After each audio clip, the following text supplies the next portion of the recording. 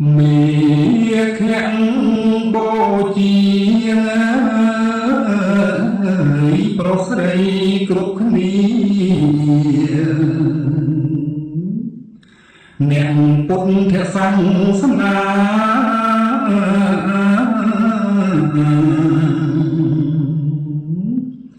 គោរព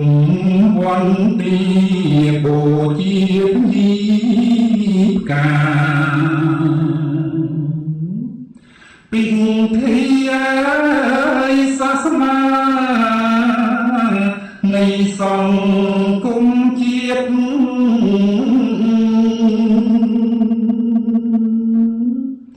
ថ្ងៃ15កើតខែមីនាខាងខ្នាតរៀងស្មីប្រងព្រាត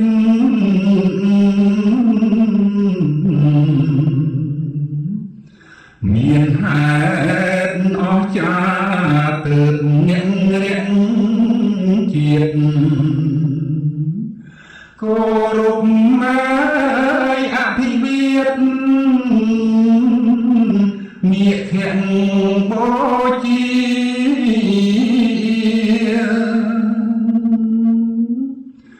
មួយប្រជុំសង្ឃជាចក្តុរង្គអង្គ4ថ្លៃថ្លា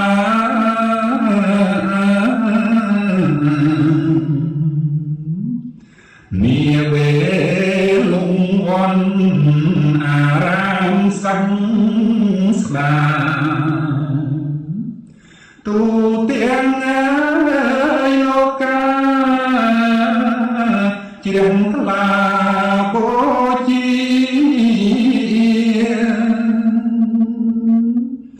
ពីទ្រង់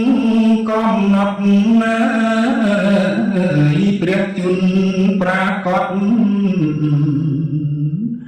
ចំពោះមុខ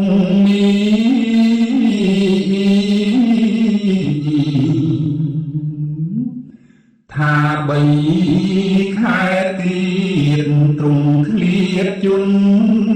មីចូលនឹកមកពីនេះជាកំហិតហេតុពីប្រការមានក្នុងសាសនាព្រះពុទ្ធដោយពិត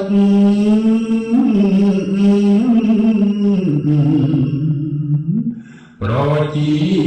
ក្នុងលោកជ្រះថ្លាពេញចិត្ត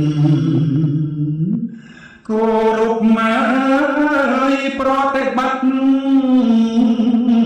មានខៈបូជា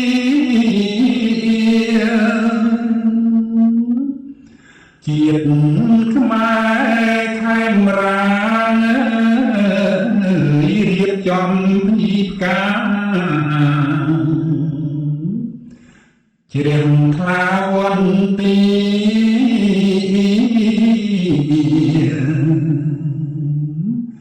ថ្ងៃ15កើតនាខែមីនាធ្វើមាឃបូជាទូទាំងរដ្ឋា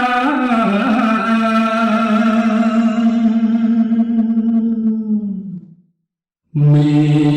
ខបូជាប្រុសស្រីគ្រប់គ្នាអ្នកពុទ្ធសាសនា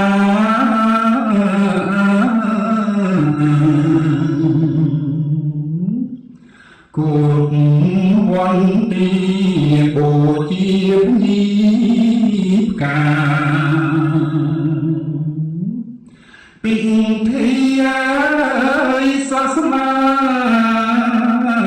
នៃសង្គមជាតិ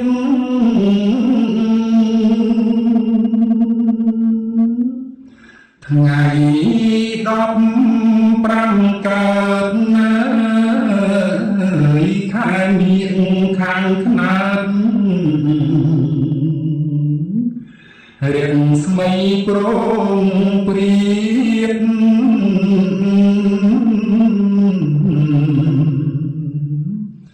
មានហេតុអស្ចារ្យទើបអ្នករាក់ជាតិគោរពម៉ែអភិវាទញាខៈបជា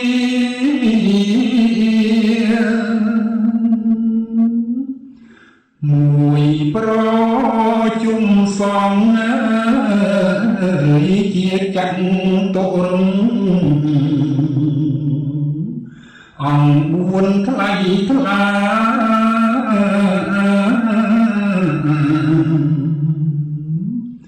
នាវេលងវ័នអារាមសង្ស្ដាទូទាំងលោកាជ្រះថ្លាបូជា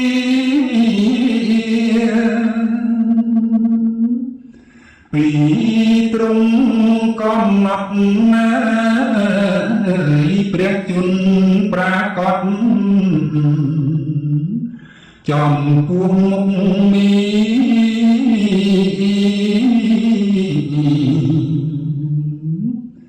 ថាបីខែទៀតទ្រង់ឃ្លាតជន់មីចូលនឹកមកពីនេះជាជាកំហាត់ហេតុពីប្រការមានក្នុងសាសនាព្រះពុទ្ធដោយពិត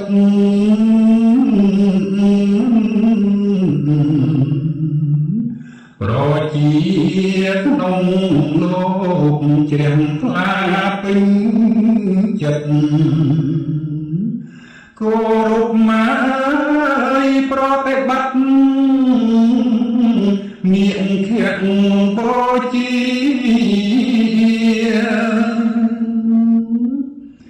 ជាតិ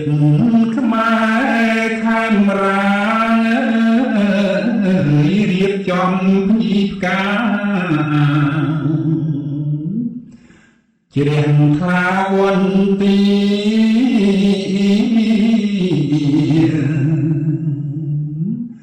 ថ្ងៃ15កើតនាខែមីធាធ្វើមាឃងាយបូជាទូទាំងរដ្ឋា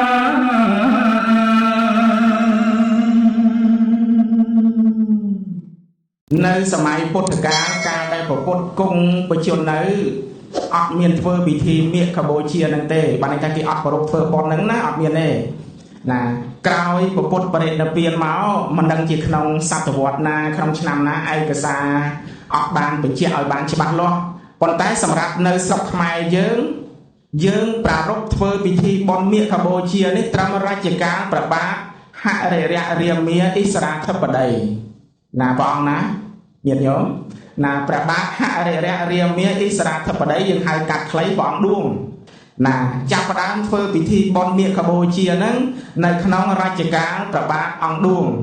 ណាគឺនៅក្នុងពុទ្ធសករាជ2397ត្រូវនឹងគ្រិស្តសករាជ1854ណានឹងយើងចាប់ផ្ដើមធ្វើពិធីមាឃបូជាជាផ្លូវការមកពីមុនមកក៏ធ្វើដែរប៉ុន្តែមិនដឹងធ្វើត្រឹមឆ្នាំណាយើងអត់មានឯកសារច្បាស់លាស់ណាឯកសារឃើញណាមានតសេនៅក្នុងព្រះរាជពិធីទ្វារទសមាសហ្នឹងថាព្រះរាជាព្រះបាទអង្គឌួងចាប់ផ្ដើមចេញព្រះរាជប្រកាសឲ្យប្រជាពលរដ្ឋពុទ្ធបរិស័ទគ្រប់វត្តអារាមទូទាំងប្រជាណាចក្រខ្មែរហ្នឹងប្រារព្ធធ្វើពិធីបុណ្យមាឃបូជាណាព្រមគ្នាទូទាំងប្រទេសនៅក្នុងរជ្ជកាលរបស់ព្រះអង្គហ្នឹងណាពិធីបុណ្យមាឃបូជា dương bà đục thơ đang bay rùm lấp từ đó ngay nạc khắp tờ đất đó cha tiền pi nà tí mũi cứ đang bay rùm lấp từ đó ngay đàiព្រះសម្មាសម្ពុទ្ធព្រះអង្គធ្វើចតុរង្គសន្និបាតហើយទី2គឺដើម្បីរំលឹកទៅដល់ថ្ងៃដែលព្រះអង្គដាក់ព្រះជន្មាយុសង្ខារមាន2ធំហ្នឹងញោមចាណាសូមអនុមោទនាណាបុណ្យមាឃកម្ពុជាប្រារព្ធធ្វើនៅក្នុងរជ្ជកាលព្រះរាជាអង្គណាជាផ្លូវការបងណាក្នុងព្រះបាទក្នុងរជ្ជកាលព្រះបាទអង្គឌួងនឹងបើចៅសួរណាលោកតាបុណ្យមាឃបូជានឹងធ្វើពីពេលណាមកអូធ្វើយូរចៅអើយតាំងពីពុទ្ធបរិនិព្វានមកប៉ុន្តែស្រុកខ្មែរយើងគឺចាប់ផ្ដើមធ្វើជាផ្លូវការនៅក្នុងរជ្ជកាលព្រះបាទអង្គឌួងណាហើយបុណ្យមាឃកម្ពុជាហ្នឹងណាមានអត្ថន័យសំខាន់2ណា2ធំណាមួយគឺដើម្បីរំលឹកទៅដល់ថ្ងៃដែលព្រះសម្មាសម្ពុទ្ធបរមគ្រូព្រះអង្គធ្វើពិធីចតុរង្គសន្និបាតណាចតុណារនឹងងជើងកមកណាចតុរង្គហើយសន្និបាតណានឹងជាអត្ថន័យទី1អត្ថន័យទី2គឺដើម្បីរំលឹកទៅដល់ថ្ងៃដែលព្រះអង្គដាក់ព្រះជន្មាយុសង្ខារចំពោះមុខក្រុងមាណាតាមពិតទៅប្រកាសណាគ្រប់ព្រះអង្គធ្លាប់សម្ដែងធម៌ទេសនាលោកអាចារ្យធ្លាប់ដឹកនាំពិធីហ្នឹងណាយល់ដឹងគ្រប់គ្នាហើយណាទោះបីខ្ញុំកណ្ណាអាត្មាភាពមិនបានធ្វើបទបង្ហាញក៏ចេះដឹងគ្រប់គ្នាដែរណាអត្ថន័យទី1ណាជាប់តាក់ទងនឹងពិធីចតុរង្គសន្និបាតតើព្រះអង្គធ្វើពិធីចតុរង្គសន្និបាតដើម្បីអីណាអត្ថន័យរបស់វាគឺវានៅក្នុងឯណោះណានៅក្នុងចតុរង្គសន្និបាតណាចតុរង្គសន្និបាតបានន័យថាការប្រជុំប្រកបដោយអង្គ4ណាការប្រជុំប្រកបដោយអង្គ4ហ្នឹងគឺទី1មាឃអនាខតេនយុត្តោថ្ងៃ15កើតពេញបូរមីខែមាឃណាប្រកបដោយមាឃនខត្តរិទ្ធណាហ្នឹងគឺអត្ថន័យទី1ទី2កេណចេអនាមន្តិតាព្រះអរហន្តដែលមកប្រជុំមានសរុបទាំងអស់1250ព្រះអង្គណា1250ព្រះអង្គបូកនឹងព្រះសម្មាសម្ពុទ្ធមួយព្រះអង្គទៀត1251ព្រះអង្គក្នុងចំណោមព្រះអរហន្តទាំង1250ព្រះអង្គហ្នឹងគឺលោកនិមន្តមកតាមធម្មតារបស់លោកគឺនិមន្តមកដោយកម្លាំងរិទ្ធអត់មានអ្នកណាទៅនិមន្តអត់មានបានណាត់ពេលវេលាគ្នាទេណាព្រះសម្មាសម្ពុទ្ធក្រោយពីព្រះអង្គទ្រង់បានជ្រាបថាព្រះអកសាវៈរបស់ព្រះអង្គគឺព្រះសារីបុត្រព្រះមោគលានបានសម្រេចព្រះអរហត្តផលហើយព្រះអង្គក៏បានមកប្រដេស្ថាននៅក្នុងវត្តវេលវ័ននៅក្នុងថ្ងៃ15កើតពេញបូរមីខែមាឃហ្នឹងណាហើយអកសាវៈរបស់ព្រះអង្គបានជ្រាបថាពេលនេះតើព្រះសម្មាសម្ពុទ្ធព្រះអង្គគង់នៅទីណាជ្រាបថាព្រះអង្គគង់នៅក្នុងវត្តវេលវ័នក៏បានមកប្រដេស្ថាននៅក្នុងវត្តវេលវ័នហើយប្រសង្ឃដតីទៀតព្រះអរហន្តដតីទៀតបានជ្រាបដោយសារកម្លាំងរិទ្ធដូច្នេះហើយក៏បានរសាត់អណ្ដែតមកប្រដេស្ថាននៅក្នុងវត្តវេលវ័នគ្រប់ព្រះអង្គណាអស្ចារ្យចម្រើនបងមកដោយកម្លាំងរិទ្ធជ្រាបដោយកម្លាំងអភិញ្ញាអត់មានអ្នកណាទៅប្រាប់តំណែងលោកទេណាអញ្ចឹងបើព្រះអរហន្តជាសុខវិបស្សកៈព្រះអរហន្តដែលលោកអត់បានសម្រេចអភិញ្ញាលោកអត់ដឹងអត់ជ្រាបរឿងហ្នឹងទេណាហ្នឹងគឺជាហេតុអស្ចារ្យទី2នៅក្នុងចតុរង្គសន្និបាតណាទី3តេសុឯកោបឋិណោក្នុងចំណោមព្រះអរហន្តទាំង1250ព្រះអង្គនោះណាគ្មានអង្គណាមួយជាសិក្ខបុគ្គលឬក៏ជាព្រះអរហន្តសុខវិបស្សកៈណាអត់មានមួយអង្គទេ1250ព្រះអង្គហ្នឹងសុទ្ធតែជាប្រខៃណាស្របដែលបានសម្រេចអភិញ្ញា6គ្រប់ព្រះអង្គណានឹងជាហេតុអស្ចារ្យទី3ណាហេតុអស្ចារ្យទី4ឯកោបេចេថសត្តកេនៈណាចង់មានន័យថាក្នុងចំណោមព្រះអរហន្តទាំង1250ព្រះអង្គហ្នឹងអត់មានអង្គណាមួយដែលបួសហើយកោសក់ដោយកំបិតកោគឺអត់មានណាប្រសងយើងធម្មតាបួសកោសក់ដោយកំបិតកោណាប្រធេរានុធេរៈផ្សេងទៀតព្រះអរហន្តខ្លះទៀតលោកបួសកោសក់ដោយកំបិតកោតែព្រះអរហន្តទាំង1250ព្រះអង្គហ្នឹងសុទ្ធតែជាអេហេភិក្ខុដែលព្រះសម្មាសម្ពុទ្ធព្រះអង្គពង្វោះផ្ទាល់ព្រះអង្គធ្វើឧបជាពង្វោះផ្ទាល់ណាជាកូនសិស្សផ្ទាល់របស់ព្រះពុទ្ធ ណាដោយថាកលបុត្រណាមួយណាស្ដាប់ធัวព្រះអង្គទៅជ្រះថ្លាសុំព្រះអង្គបួសព្រះអង្គអត់ទាន់ពពោះភ្លាមទេព្រះអង្គប្រមាលមើលទៅអតីតកាលរបស់កលបុត្រនឹងសិនថាតើកលបុត្រនឹងធ្លាប់បានធ្វើជ័យវរៈទានធ្លាប់បានធ្វើកឋិនទានមកទេណាព្រះអង្គប្រមាលមើលទៅថាកលបុត្រនោះឯងធ្លាប់បានធ្វើជ័យវរៈទានធ្លាប់បានធ្វើកឋិនទានដល់អញ្ចឹងព្រះអង្គលាពហុខាងស្ដាំណាលាពហុខាងស្ដាំហើយព្រះអង្គអេហេភិក្ខុព្រះអង្គបោះពហុអញ្ចឹងណាក៏លាពហុហើយព្រះអង្គបោះពហុត្រឡប់មកវិញព្រះអង្គមានប្រពុតដីកាថាអេហេភិក្ខុណាសូមឲ្យអ្នកខ្លាយទៅជាភិក្ខុចុះណាគ្រាន់តែចប់ពុតដីការបស់ព្រះអង្គភ្លាមណារូបរាងជាគរិយាវាសហ្នឹងក៏វិនិច្ឆ័យបាត់ទៅហើយក៏ប្រកបជារូបរាងជាបព្វជិតជាប្រសង់ឡើងមានសក់ក្បាលនឹងកោរលេងណាមានត្រត្រង់ត្រៃចៃវរគ្រឿងសមណៈបរិខានឹងគ្រប់គ្រាន់មានអន្ត្រីសគុតសគុំដូចជាប្រធេរៈដែលបួសចាស់60វស្សាអញ្ចឹងហ្នឹងហើយអេហេភិក្ខុគឺអញ្ចឹងណាគឺបួសដោយការត្រាស់ហៅរបស់ព្រះសម្មាសម្ពុទ្ធដោយពុទ្ធដីការបស់ព្រះសម្មាសម្ពុទ្ធអត់មានកោសក់អត់មានតរស្បង់ចៃវរអីសោតញត្តិកម្មអីគឺអត់ទេគាត់ថាពុទ្ធមានពុទ្ធដីកាប៉ុណ្ណឹងកលបុត្រនឹងคลายមកជាភិក្ខុភ្លាមតែកលបុត្រខ្លះអភ័ព្វណាយើងថាអភ័ព្វចឹងក៏បានពេលស្ដាប់ធម៌ព្រះអង្គចប់ទៅជ្រះថ្លាចង់បួសព្រះអង្គប្រមាលមើលទៅអតីតកាលរបស់កលបុត្រនឹងឯងថាតើធ្លាប់បានធ្វើចៃវរៈទានធ្លាប់បានធ្វើកឋិនទានមកទេអត់ដែលបានធ្វើចៃវរៈទានអត់ដែលបានធ្វើកឋិនទានដោយព្រះពាហិយៈអញ្ចឹងព្រះអង្គមានពុទ្ធដីកាថាម៉េចថាបើសិនបើអ្នកចង់បួសនៅក្នុងសាសនាតថាគត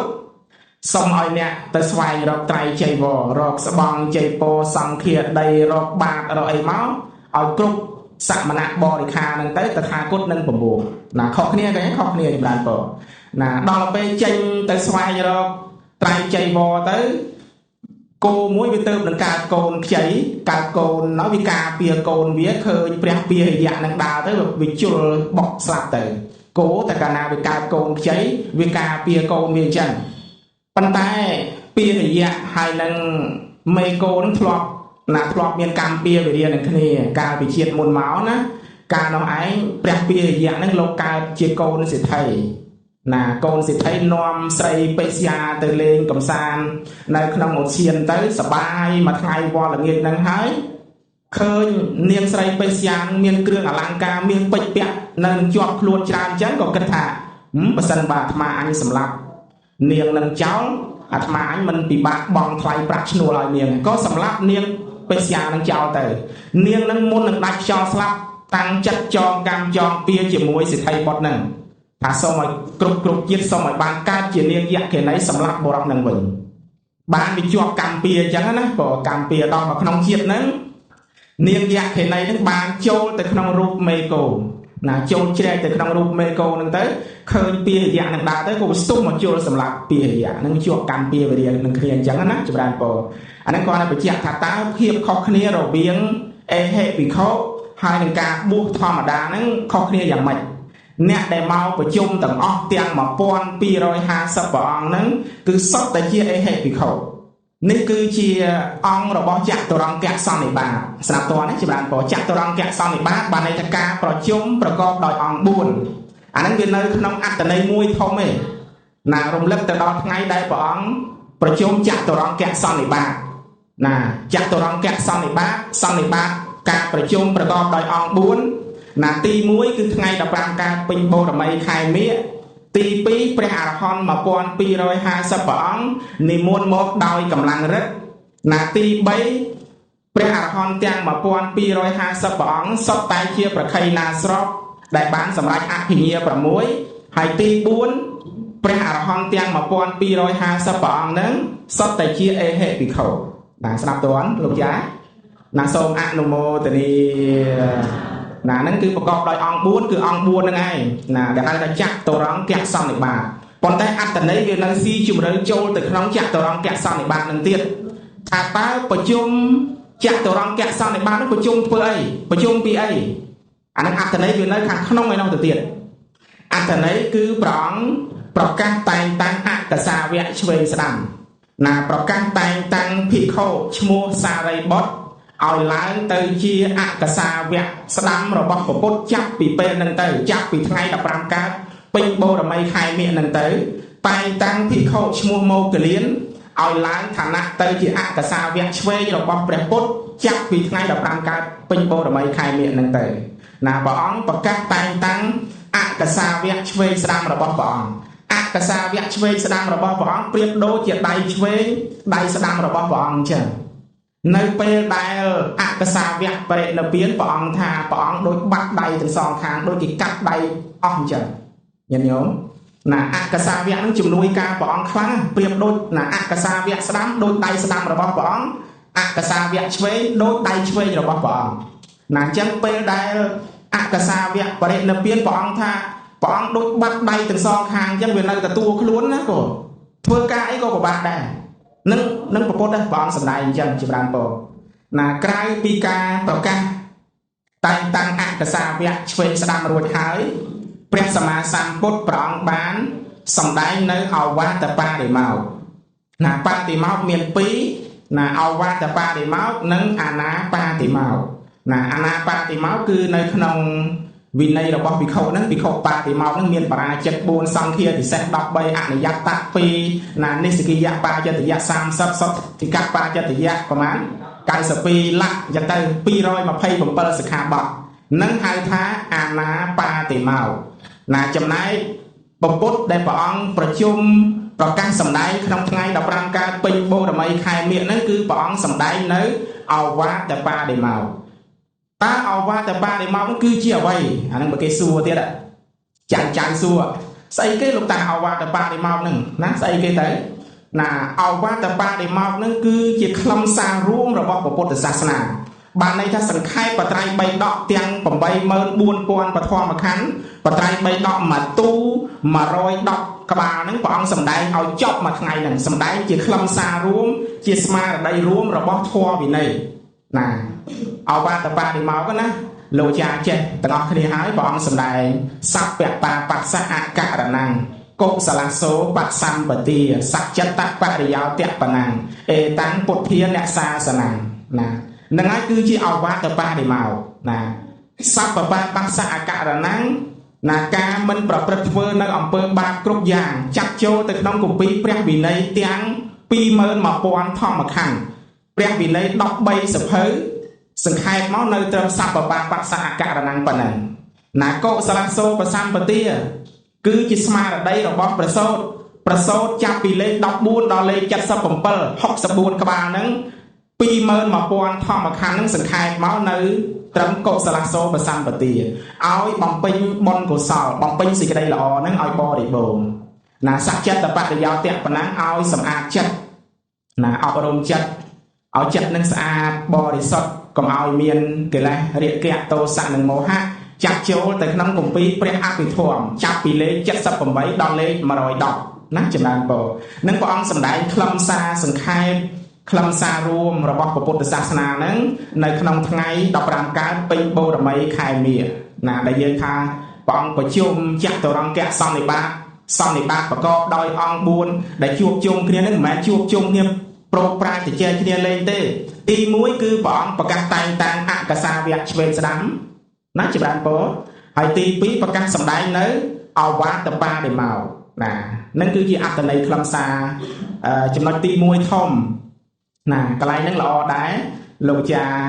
ណាចារនីបង្រៀនកូនចៅឲ្យចាំទៅគាថាប៉ុណ្្នឹងខ្លីតែមួយណាបងសព្វបាបស្សៈអករណង្សកុសលសោបសម្បទាសច្ចតបរិយោទៈបណੰអេតាំងពុទ្ធានសាសនੰតិចចាំបានតែប៉ុណ្្នឹងបកែណាបកែមកណាបើថាមិនចាំពាក្យអីច្រើនណាយើងអាចសូត្រត្រឹមតែគាថាប៉ុណ្្នឹងក៏បានដែរគ្រាន់បើដែរណាក៏ហ្នឹងហើយសរសេរបិទក៏អត់ទាន់ចម្រើនពរណាមាននៅក្នុងឯកសារអាត្មាបានយកមកបញ្ចេញមកជាសភៅណាក៏មាក្តាក់តងនឹងមាក្បូជាហ្នឹងណាបើធ្វើជាសាច់សភៅទាំងធម៌សោតធម៌អីប្រហែលជាកម្រាស់ប៉ុណ្ណឹងប៉ុន្តែដោយអាត្មាគិតឃើញថាសម្បូរឲ្យឯកសារហ្នឹងតាក់តងនឹងមាក្បូជាមានគ្រប់វត្តហ្នឹងលោកចាមានគ្រប់វត្តដែរចម្រើនពរណាពីព្រោះយើងធ្វើពិធីមាក្បូជាហ្នឹងយើងសូត្រ ណាដល់ពេលយប់ទៅណារួចរាល់ពិធីវេគ្រឿងសក្ការៈថ្វាយបរតនត្រ័យរួចហើយសូត្រធម៌បទណាសូត្រធម៌បទចឹងមានណាធម៌បទដែលត្រូវសូត្រហ្នឹងយើងមានគ្រប់វត្តហើយណាអញ្ចឹងបានអាត្មាគិតថាមិនចាំបាច់ធ្វើជាសភៅហើយដោយសម្អាងថាមាននៅក្នុងឯកសារធំហ្នឹងហើយណាលោកចាដែលជាវសភៅហ្នឹងទៅគឺមាននៅក្នុងឯកសារហ្នឹងស្រាប់តែម្ដងចម្រើនពរណានឹងស្រាប់តនេះណាព្រោះអត្ថន័យទី1របស់មាឃបូជាដោយសង្ខេបគឺប៉ុណ្ណឹងណាទី2ណាមិញនេះមួយធំអត្ថន័យទី1ណាអត្ថន័យមួយទៀតគឺដើម្បីរំលឹកទៅដល់ថ្ងៃដែលព្រះសម្មាសម្ពុទ្ធព្រះអង្គប្រកាសដាក់ព្រះជន្មាយុសង្ខារចំពោះមុខក្រុងមាណាព្រះអង្គប្រកាសដាក់ណាប្រជន្មាយុសង្ខារបានន័យថាកំណត់កាលបរិច្ឆេទដែលព្រះអង្គត្រូវបរិនិព្វានថ្ងៃណាខែណានឹងព្រះអង្គប្រកាសដាក់អាយុសង្ខារចំពោះមុខក្រុងមាហ្នឹងនៅក្នុងថ្ងៃ15កើតពេញបូរមីខែមាឃនឹងដែរណាហើយមានសំណួរសួរថាតើពពុទ្ធគ្រប់ព្រះអង្គសុទ្ធតែមានមាទៅអរតនីអញ្ចឹងយ៉ាងម៉េចលោកចាពពុទ្ធគ្រប់ព្រះអង្គណាពីព្រោះពពុទ្ធមានច្រើនអង្គពពុទ្ធនៅក្នុងផតកັບយើងនេះមាន5ព្រះអង្គពពុទ្ធនៅក្នុងធម៌សម្ពុទ្ធទេមាន2លានអង្គហើយពពុទ្ធច្រើនទៀតព្រះសម្មាសម្ពុទ្ធអំបានគ្រាប់ខ្សាច់តើព្រះពុទ្ធគ្រប់ព្រះអង្គហ្នឹងសុទ្ធតែមានមាទៅអរតនីឬមួយយ៉ាងណាណាយ៉ាងម៉េចដែរលោកចាមានមាទៅអរតនីគ្រប់ព្រះអង្គអញ្ចឹងណាបងណាព្រះពុទ្ធទាំងឡាយគ្រប់ព្រះអង្គមិនសុទ្ធតែមានមាទៅអរតនីអញ្ចឹងទេណាដោយឡែកព្រះសម្មាសម្ពុទ្ធបរមគ្រូរបស់យើងព្រះអង្គធ្លាប់មានកម្មពៀវេរាជាមួយនឹងក្រុងមាណាអញ្ចឹងបានមាទៅអរតនីព្រះអង្គណាបងធ្លាប់មានជាប់កម្មពៀវេរានឹងគ្នាណាមានឹងតាមររឿងតាមផ្ចាញ់ព្រះអង្គរហូតណាគ្រាន់តែព្រះអង្គចេញមកបួសការដែលព្រះអង្គចេញមកបួសព្រះអង្គចេញមកពាក់កណ្ដាលអាត្រៀតណាមានតែ2នាក់នឹងនាយឆាន់អាមាទេព្រះអង្គគង់នៅលើខ្នងសេះណាសេះកន្ធកៈហើយមានអាមាត្យនៅពីក្រោយណាពេលដែលព្រះអង្គចេញផុតពីខ្លោងទ្វារនគរកបិលភ័ស្ត្រមកមានឹងបានមករាដៃខាត់ព្រះអង្គថាណែសធរកុំទៅបួសអីនៅសល់7ថ្ងៃទៀតសម្បត្តិស្ដេចចក្រនឹងធ្លាក់មកដល់អ្នកហើយកុំទៅបួសអីនៅគ្រប់គ្រងរាជសម្បត្តិវិញទៅណាឲ្យព្រះអង្គត្រឡប់ទៅវិញ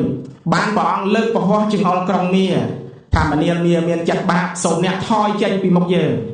ណាយើងដឹងហើយតែយើងមិនជាប់អាល័យទេយើងមិនស្ដាយសដោះទេបារមីដែលយើងខំបំពេញខំកសាងមករយៈពេល4អសង្ខ័យនិង1សែនកាប់ផែនដីមិនមែនដើម្បីប្រាថ្នាដូរយកសម្បត្តិមនុស្សទេវតាអិនព្រំមិនមែនដើម្បីដូរយកសម្បត្តិស្ដេចចក្រទេគឺដើម្បី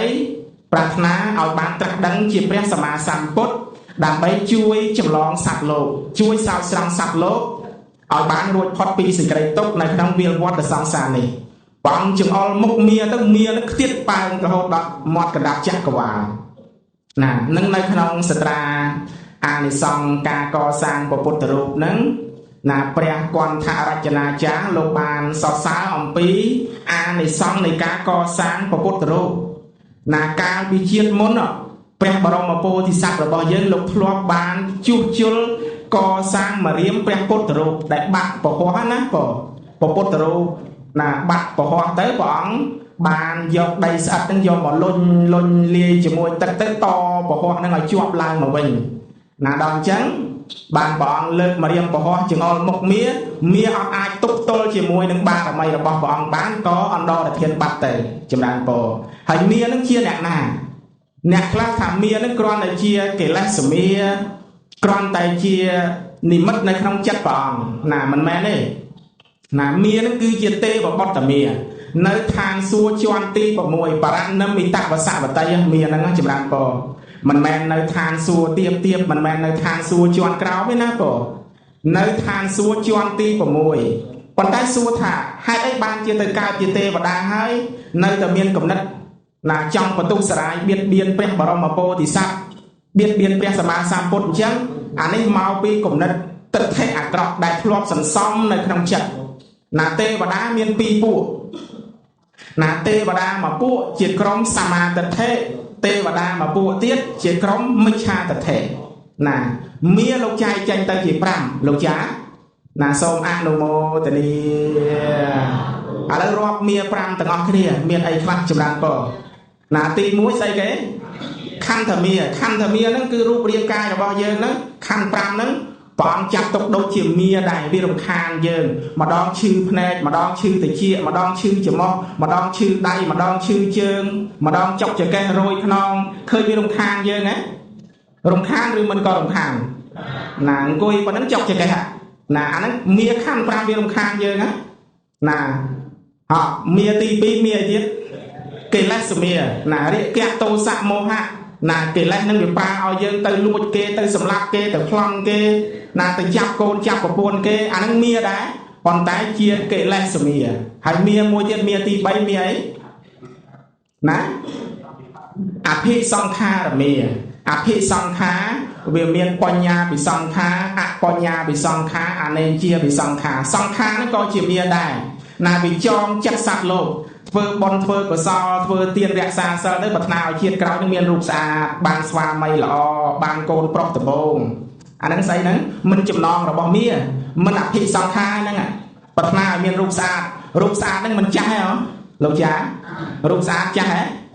រូបស្អាតឈឺហ៎រូបស្អាតស្លាប់ហ៎ណាហើយចូលប្រាថ្នាចង់បានរបស់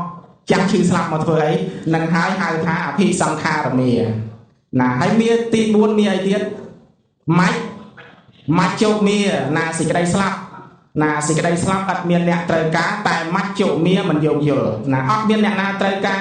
អត់មានអ្នកណាចង់បានទេប៉ុន្តែអត់យោគយល់ទេឧបមាថាលោកអាចារ្យលក់ដីបាន$1លានឥឡូវសោកគេសោកម៉ាច់ជរាជថាម៉ាច់ជរាជឯងកុំឲ្យយកខ្ញុំទៅទុកឲ្យខ្ញុំនៅធ្វើកឋិនបាន4 10 20ឆ្នាំទៀតម៉ាច់ជោគមាទទួលយកសំណូកយើងហ៎អត់ទេណានឹងម៉ាច់ជោគមានឹងខ្លាំងណាស់អំបាលសំបីព្រះសម្មាសម្ពុទ្ធក៏ម៉ាច់ជោគមានឹងមិនលើកលែងដែរណាព្រោះតែម៉ាច់ជោគមាមិនលើកលែងហ្នឹងហើយបានព្រះអង្គព្រះនិព្វានហ្នឹង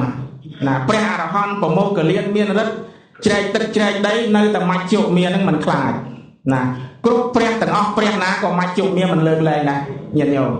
គ្មានព្រះណាមួយដែលម៉ាច់ជោគមាលើកលែងសិតតែក្រោមអំណាចម៉ាច់ជោគមាទាំងអស់ទីបំផុតណាទីបំផុតទៅគ្រប់គ្នាគេថាម៉េចធម្មកថាវិទេសនាថាទីបំផុតបើមិនដុតគឺកប់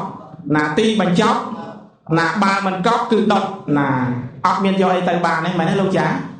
ទូរស័ព្ទយកទៅបានទេមើលទៅអត់បានទេណាអ្វីដែលយើងអាចយកទៅបានគឺមានតែផលបុណ្យហើយនិងផលបាបប៉ុណ្ណឹងជើងប្រាក់$ដែលគេដាក់ឲ្យយកទៅចាយបានទេណាចាយក៏គេចាប់ដែរលុយនឹងលុយខ្លាំងខ្លាយដែរយើងប៉ុន្តែនាំធ្វើឲ្យខ្មោចខុសច្បាប់ទៀតណាព្រោះលុយគេហាមដែរអ្នកណាខ្លែងក្រដាស់ប្រាក់នឹងត្រូវផ្ដន់ទាទោសតាមច្បាប់ហើយយើងយកតែលុយខ្លាំងខ្លាយទៅឲ្យគាត់ចាយណាបើសិនបើចាយបានមិនខុសច្បាប់លុយហ្នឹងនឹងសំណាងឲ្យចេះស្រុកនរកស្រុកប្រែកណាអត់មានកោរថកម្មអត់មានពាណិជ្ជកម្មក្នុងធម៌នេះរកណាបងអត់មានការលក់ទិញដូរទៅដោយប្រាក់អត់មានទីផ្សារទេនៅស្រុកនរកស្រុកប្រែកនោះតែបើមានមែនយកលុយនឹងទៅចាយគេចាប់ហ្មងជាប់គុកនៅខាងនរកទៀតចម្រើនបងណាតែនេះគាត់និយាយឲ្យអានេះទេណាបងហ្នឹងហើយប៉ុន្តែចង់បញ្ជាក់ថាអ្វីដែលយើងអាចយកទៅបានគឺមានតែផលបុណ្យហើយនឹងផលបាបប៉ុណ្ណឹងអញ្ចឹងទាន់ឱកាសពេលវេលាដែល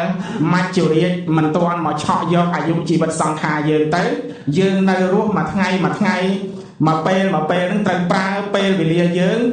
ជាមួយនឹងអំពើដែលជាប្រយោជន៍មានកាយប្រព្រឹត្តតែកាយសុចរិតមានវាចានិយាយតែវច័យសុចរិតមានចិត្តគិតតែក្នុងផ្លូវល្អគឺមโนសុចរិតណាពេលណាដែលអ្នកទាំងឡាយប្រព្រឹត្តល្អដោយកាយដោយវាចាដោយចិត្តពេលនោះឈ្មោះថាជាអ្នកខត្តរិកល្អជាពេលភ្លឺស្វាងល្អជាពេលនៃអរុណរះល្អជាខណៈល្អជាយាមល្អកន្លែងហ្នឹងគឺផ្ទុយគ្នាជាមួយហោរាលោកចាផ្ទុយមិនផ្ទុយណាចាំអង្គាពុទ្ធពហោសុកសៅលោកចារកដៃណាចកលជូតឆ្លូវណាបើអាត្មាទាយតាមក្បួនព្រះបរមគ្រូរបស់អាត្មាវិញទាយចេះតាមក្បួនពុទ្ធមន្តណាបងពីថ្ងៃច័ន្ទដល់ថ្ងៃអាទិត្យថ្ងៃណាក៏ល្អដែរឲ្យតែធ្វើល្អណាលោកចាស្រួលទាយហ៎ណាពីថ្ងៃច័ន្ទដល់ថ្ងៃអាទិត្យថ្ងៃណាក៏ល្អដែរឲ្យតែយើងធ្វើអំពើល្អចាំហ៎ប៉ុណ្ណឹងណាពីថ្ងៃច័ន្ទដល់ថ្ងៃអាទិត្យថ្ងៃណាក៏អាក្រក់ដែរឲ្យតែយើងធ្វើអាក្រក់ណាស្រួលទាយហ៎មើលទៅមិនបាច់អស់តនឹកសពុតសមកចំអាមកាមកត្រឡប់ណារៀនណា សុណាខាប់តាំងសុមៀងកលាំងសុពភាតាំងសុហតទេតាំងសុខណោសុមហតោចៈសុយថាំងព្រះមចារិសុណាពេលណាដែលសត្វទាំងឡាយប្រព្រឹត្តល្អដោយកាយវិចារចិត្តពេលនោះឈ្មោះថាជានខត្តរិកល្អជាពេលភ្លឺស្វាងល្អជាពេលនៃអរុណរះល្អជាខណៈល្អជាយាមល្អណាប្រព្រឹត្តល្អនឹងគឺល្អដោយកាយសុចរិតមិនកាប់សម្លាប់ជីវិតមនុស្សសត្វមិនលួចទ្រព្យសម្បត្តិគេមិនប្រព្រឹត្តក្រក់ណាមិនប្រព្រឹត្តខុសនៅក្នុងកូនប្រពន្ធគេចិត្តដល់មកជាជាប់មាត់ណានឹងហៅថាល្អដោយកាយហៅថាកាយសោចយៈស្អាតកាយស្អាតកាយគឺកាយនឹងមិនទៅប្រព្រឹត្តនៅអំពើទុច្ចរិតមិនកាប់សម្លាប់គេល្អឯកាយយើងនឹងមិនទៅប្រើអំពើហិង្សាដាក់គេបើយើងស្លៀកពាក់គ្រឿងអលង្ការស្រោចខ្លួនប៉ុន្តែទៅកាប់សម្លាប់គេទៅលួចគេទៅចាប់កូនប្រពន្ធគេល្អឯជិះឡានល្អជិះឡានថ្លៃចាយប្រាក់$10ប៉ុន្តែទៅលួចគេទៅជេរបចោលគេអត់ល្អទេណាកាយសោចយៈស្អាតកាយគឺកាយនឹងមិនប្រព្រឹត្តនៅអំពើទុច្ចរិតវច័យសោចយៈស្អាតសម្ដីគឺសម្ដីនឹងមិននិយាយវច័យទុច្ចរិតណាវច័យទុច្ចរិតមានអីខ្លះមានការនិយាយកុហកការនិយាយសម្លុតណាសម្លុតគម្រាមកំហែងគេណាដែលហៅថាផរូបសវាចាហើយនិយាយញុះញង់ណានិយាយញុះញង់ណាបបិសុណាវាចាហើយមួយទៀតស្អីគេលោកចាសម្ផបលាបៈនិយាយពាក្យរយរាយអត់ប្រយោជន៍ពាក្យកំប្លុកកំប្លែងលោកទេសនាលះលោះដោយក្មេងអ្នកស្រុកណាញាតិញោមចូលចិត្តទេចូលចិត្តលោកទេសនាចាក់កលេសឲ្យសើចទេណាសម្ផបលាបៈពាក្យរយរាយអត់ប្រយោជន៍វច័យទុច្ចរិតវច័យទុច្ចរិតនឹងជាបុណ្យឬជាបាបណាជាបាបត្រេកអរនឹងបុណ្យបានបុណ្យទេចុះត្រេកអរនឹងបាបណាប៉ុណ្ណឹងយល់បាបចម្រើនបងណាសូមអនុមោទនាណាឥឡូវដល់ម៉ោងហើយបំព្រួញសរុបសេចក្តីមកវិញពិធីបុណ្យមាឃបូជាយើងធ្វើដើម្បីប្រារព្ធឬក៏រំលឹកទៅដល់ថ្ងៃដែលព្រះអង្គណាប្រារព្ធនៅពិធីចតុរង្គសន្និបាតព្រះអង្គប្រជុំចតុរង្គសន្និបាតហើយមួយទៀតដើម្បីរំលឹកទៅដល់ថ្ងៃដែលព្រះអង្គដាក់ព្រះជន្មាយុសង្ខារចំពោះមុខក្រុងមាណាចម្រើនពរអត្ថន័យសំខាន់ពីរនឹងឯងដល់ថ្ងៃបុណ្យមាឃបូជាបុណ្យវិសាខបូជាបុណ្យអាសាឡហបូជាដែលជាបុណ្យពុទ្ធសាសនាហ្នឹងឲ្យចងនៅគ្រប់ផ្ទះទាំងអស់ហ្មងឃើញប្រងព្រាតហ្មងហើយនៅក្នុងវត្តអារាមយើងរៀបចំពិធីសូត្រទៅតាមប្រពៃណីទំនៀមទម្លាប់អញ្ចឹងហើយប៉ុន្តែអាត្មាគិតថាយើងគួរតែរៀបចំពិធីបុណ្យហ្នឹងមួយថ្ងៃថ្ងៃមាឃបូជាហ្នឹងណាចម្រើនពរមានពិធីសូត្រមុនចម្រើនព្រះបរិត្តយើងជួបជុំគ្នានមស្ការថ្វាយបង្គំព្រះសមាទានសិលធម្មតាតាមទំនៀមប៉ុន្តែត្រូវមានកម្មវិធីសម្ដែងធម៌ណាកម្មវិធីសម្ដែងធម៌ហ្នឹងត្រូវសម្ដែងនៅក្នុងអវាទបរិមោក្ខនិមន្តធម្មកថាក្នុងវត្តហ្នឹងឲ្យលោករៀនដាក់វេនគ្នាទៅអង្គទី1សម្ដែងអវាទទី1អង្គបន្ទាប់មកទៀតសម្ដែងអវាទទី2ម៉ោងទៀតសម្ដែងអវាទទី3អញ្ចឹងទៅណាដូចយើងទេសនាមហាជាតិអញ្ចឹងណាក្នុងមួយថ្ងៃនេះរៀបចំកម្មវិធីមាឃបូជាណាមានកម្មវិធីអង្គុយសមាធិលោកចាចេះដឹកនាំកូនចៅអង្គុយចម្រើនអាណាបាយចម្រើនពរណាខ្យល់ដកដង្ហើមចិញ្ចូលឬក៏ចម្រើនអនុសតិទាំង10រយៈពេល15នាទីឬក៏កន្លះម៉ោងអីចឹងទៅណានៅក្នុងថ្ងៃមាឃបូជាហ្នឹងណាស្រាប់តនេះចម្រើនពរកុំឲ្យគ្រាន់តែសូត្រធម៌ពីព្រោះសូត្រធម៌យើងសូត្រដដែលឆ្នាំណាក៏សូត្រធម៌ហ្នឹងឆ្នាំណាក៏សូត្រធម៌ហ្នឹងហើយក្មេងៗវាមិនសូវចូលចិត្តស្ដាប់ទេធម៌បទនោះវាចូលចិត្តតែចម្រៀងអញ្ចឹងយើងត្រូវមានកម្មវិធីអប់រំតាមរយៈសម្ដែងធម៌លោកអាចារ្យក៏អាចចូលរួមសម្ដែងបានណាកាន់ឧបសនៈស័ព្ទមកអាចនិយាយពន្យល់អំពីអត្ថន័យបុណ្យមាឃបូជានឹងយ៉ាងនេះជួយណាជាជំនួយដល់ព្រះសង្ឃពីព្រោះវត្តខ្លះព្រះសង្ឃលោកទៅនឹងបួសលោកអត់ទាន់មានចំណេះដឹងគ្រប់គ្រាន់ក្នុងការសម្ដែងធម៌អញ្ចឹងលោកអាចារ្យគណៈកម្មការអាចជួយលោកណាធ្លាប់បានបួសរៀនពីមុនមកណាចម្រើនពរនឹងអាចធ្វើមួយថ្ងៃហ្នឹងទៅណាហើយមានកម្មវិធីអីទៀតណាកម្មវិធីដង្ហែគ្រឿងសក្ការៈដើម្បីថ្វាយបូជាបរតនត្រ័យយើងហែតាក់ទងជាមួយអាជ្ញាធរដែនដីអាជ្ញាធរភូមិអាជ្ញាធរឃុំយើងតាក់ទងថាឥឡូវវត្តត្រូវការហែផ្កាមាឃរយៈពេលចម្ងាយផ្លូវនឹងប្រមាណគីឡូផ្លូវណាយើងត្រូវហែ ដើម្បីអាជ្ញាធរនឹងជួយសម្រួលចរាចរណ៍ឲ្យណាចម្រើនពរហើយបើនៅនឹងជើងវត្តនឹងមានសាលារៀនតាក់ទងលោកនាយកសាលាលោកគ្រូអ្នកគ្រូដើម្បីបានសិស្សសាលានឹងចូលរួមដង្ហែមៀកកបូជានឹងផងដង្ហែក្នុងភូមិលោកចាដាក់ដង្ហែទៅលោកចាមានកាន់កងស្រែកអនុមោទនាលោកអូយហើយពោះកងមុខអញ្ចឹងណាចម្រើនពរហើយអញ្ចឹងទៅបានចូលមកដល់ក្នុងវត្តយើងរៀបចំនមស្ការហើយលោកអាចារ្យនាំវេគ្រឿងសក្ការបូជានឹងថ្វាយបរតនត្រ័យទៅចម្រើនពរណាស្ដាប់តាន់ស្ដាប់បានទាំងអស់គ្នាទេចម្រើនពរហើយមានសរសេរសុភាសិតណាជាប់តាក់តងនឹងអវាទបាដែលមកណាដង្ហែ3សង្កាត់ទៅជួរទី1សពបាបាសាអករណੰកិរិយាមិនធ្វើនៅអំពើបាបទាំងពួងបន្ទាប់មកទៀតកុសលសោបសម្បទាណាឲ្យបំពេញនៅសេចក្តីល្អឲ្យបានបរិបូរណ៍មកផែនទៀតមកសច្ចិតបរិយោទៈប៉ុណ្ណឹងដាក់បដាស្បង់លោកក៏បានដែរបរកណាត់អីបានប្រទះស្បង់មួយលោកចាបងវិខុសាមណេរជួយកាត់អក្សរទៅសេកដាប់នឹងដាក់អញ្ចឹងទៅណាសពបាបាសាអករណੰហើយទៅសេអក្សរខ្មែរយើងពីក្រោមមកដើម្បីដង្ហែណាពេលដង្ហែមៀកហ្នឹងមានផ្កាហើយមានសុភាសិតហ្នឹងយល់ទេចម្រើនក៏យល់ដែរណាសាធុហ្នឹងហើយមិនពិបាកអាត្មាថាអាចធ្វើបានណាអញ្ចឹងសង្ឃឹមថាឆ្នាំក្រោយបនមៀកកម្ពុជាយើងនឹងបានឥតកថាកក្រឹកកក្រែងហើយប្រកាសឲ្យកូនចៅអ្នកស្រុកអ្នកភូមិចំណុះជើងវត្តហ្នឹងថ្ងៃបុណ្យសំខាន់ថ្ងៃមៀកកម្ពុជាវិសាខកម្ពុជាអាសោហៈបូជានឹងឲ្យសមាទានសិល5ទាំងអស់គ្នាណាឲ្យរក្សាសិល5គឺកុំឲ្យសម្លាប់សត្វនៅក្នុងថ្ងៃបុណ្យមៀកបូជានិងវិសាខបូជាកុំឲ្យផឹកស្រានៅក្នុងថ្ងៃហ្នឹងណាហ៊ានប្រកាសប្រាប់គេអញ្ចឹងចម្រើនពរណាថ្ងៃណាយើងមិនអាចតមបានប៉ុន្តែនៅក្នុងថ្ងៃមៀកកម្ពុជាថ្ងៃវិសាខកម្ពុជាគឺកុំឲ្យសម្លាប់សត្វកុំឲ្យផឹកគ្រឿងស្វឹងណាសុំតែមួយថ្ងៃប៉ុណ្ណឹងបានបិណ្ឌបាតណាបិណ្ឌបាតកូនចៅអ្នកស្រុកចំណុះជើងវត្តយើងមើលណាចម្រើនពរហ្នឹងណាដើម្បីឲ្យពិធីបុណ្យមៀកកម្ពុជាវិសាខកម្ពុជាហ្នឹងប្រព្រឹត្តទៅដោយល្អណាចម្រើនពរសូមឲ្យសូមណាប្រគេនពរចំពោះប្រធេរានុធេរៈគ្រប់ព្រះអង្គជូនពរឯកឧត្តមលោកជំទាវណាលោក